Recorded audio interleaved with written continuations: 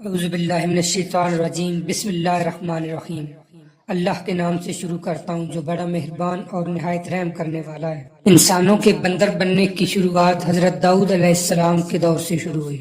داؤد علیہ السلام کی قوم ایک سمندر کے کنارے پر رہتی تھی اور سمندر کے کنارے پر وافر مقدار میں مچھلیاں آتی تھیں اور وہ انہی مچھلیوں کو پکڑ کر اپنا گزر بسر اور کاروبار کرتے تھے، جس کی وجہ سے وہ بہت خوشحال تھے۔ اور وہ اس قدر خوشحال ہو گئے، اس قدر دنیا میں مگن ہو گئے کہ وہ اللہ تعالیٰ کی نافرمانی اور اللہ تعالیٰ کی منع کی ہوئی چیزوں کو حلال کہنے لگ گئے۔ ان کی اس نافرمانی کو دیکھتے ہوئے اللہ تعالیٰ نے حضرت داؤد علیہ السلام کو حکم دیا کہ ان کو حکم کریں کہ ہفتے والے دن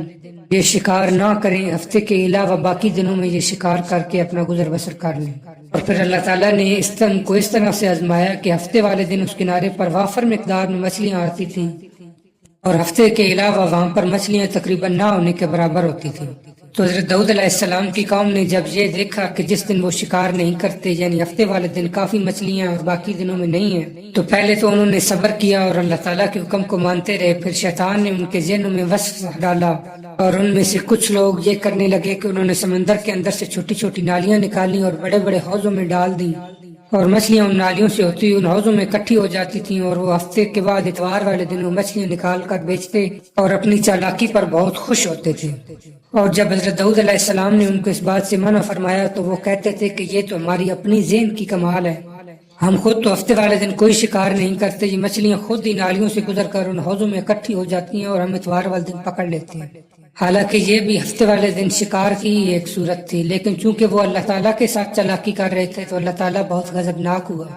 اسی دوران ان کے 3 گروہ بن گئے۔ ایک گروہ وہ تھا جو ان کو منع کرتا تھا کہ یہ کام مت کریں، اللہ تعالیٰ کی ناراضگی کا سبب ہے اور اس کی لاٹھی بڑی بے آواز ہے، اس کا عذاب بڑا دردناک ہے۔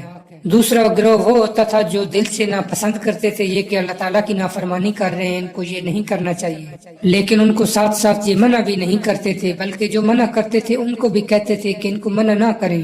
ان قریب ان کے اوپر اللہ تعالیٰ کا دردناک عذاب آنے والا ہے۔ حضرت داؤد علیہ السلام بھی اس قوم کو بار بار منع کرتے رہے، ان افراد کو، کہ آپ یہ کام نہ کریں، اللہ تعالیٰ ناراض ہوتے ہیں۔ اللہ تعالیٰ کے عذاب سے ان کو ڈراتے رہے، لیکن وہ باز نہ آئے۔ اللہ تعالیٰ کے عذاب سے چونکہ وہ باز نہیں آئے تو جو تینوں گروہ تھے انہوں نے اپنی اپنی دیواریں کھینچ لی، اور وہ لوگ جو اللہ تعالیٰ کی نافرمانی کرتے تھے ان کو الگ کر دیا تاکہ اللہ تعالیٰ کا عذاب آئے تو ہم بچ جائیں، یا پھر یوں کہیے کہ ہم اللہ تعالیٰ کے نافرمانوں سے دور رہیں۔ پھر ایک دن حضرت داؤد علیہ السلام چونکہ کافی دفعہ سمجھا چکے تھے تو انہوں نے کہا کہ یا رب، میں ان کو سمجھا کر تھک گیا ہوں،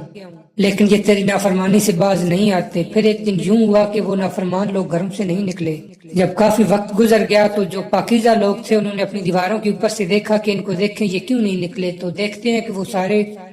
بندر بن چکے تھے، ان کی شکلیں بگڑ چکی تھیں۔ وہ اپنا سر دیواروں کے ساتھ مار مار کر رو رہے تھے کہ یہ ہمارے ساتھ کیا ہوا۔ بالآخر وہ اس عذاب میں 3 دن تک مبتلا رہے اور اس کے بعد مر گئے۔ ان کی لاشوں کا اسی طرح ڈھیر پڑا ہوا تھا، اور یہ بہت بڑی نشانی ہے آنے والے نسلوں کے لیے جو اللہ تعالیٰ کی نافرمانی کرتی ہے۔